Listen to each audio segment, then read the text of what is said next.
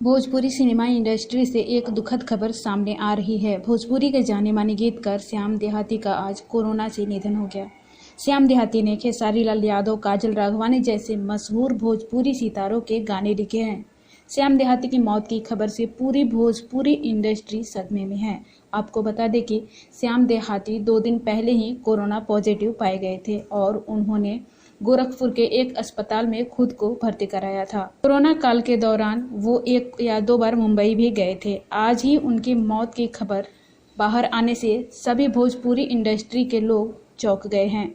पवन सिंह, खेसारी लाल यादव, दिनेश लाल यादव समेत भोजपुरी सिनेमा के कई दिग्गजों ने उनके निधन पर दुख व्यक्त किया है। श्याम देहाती अपने पीछे 2 बच्चे और पत्नी को छोड़ गए हैं। हाल ही में श्याम ने अपना खुद का प्योर देहाती के नाम से वेफर ब्रांड भी शुरू किया था, जिसका वो सोशल मीडिया पर काफी जोर शोर से प्रचार भी कर रहे थे। श्याम देहाती ने कई दिग्गज भोजपुरी सितारों को वो मुकाम दिलाया है जहां पर वो आज हैं। उन्होंने सुपरस्टार खेसारी लाल यादव, काजल राघवानी, दिनेश लाल यादव निरहुआ, रानी चटर्जी, प्रदीप पांडे, पवन सिंह जैसे कई दिग्गज सितारों की फिल्मों और गानों को लिखा है। श्याम देहाती बिहार के बेतिया के रहने वाले थे। वो अपना करियर बनाने के लिए साल 2006 में मुंबई आए थे। उन्होंने अपने फिल्मी करियर की शुरुआत सुपरस्टार निरहुआ की फिल्म निरहुआ रिक्शा वाला से की थी। उसी फिल्म से निरहुआ का गाना मिसिर जी तू त बाड़ा बड़ा ठंडा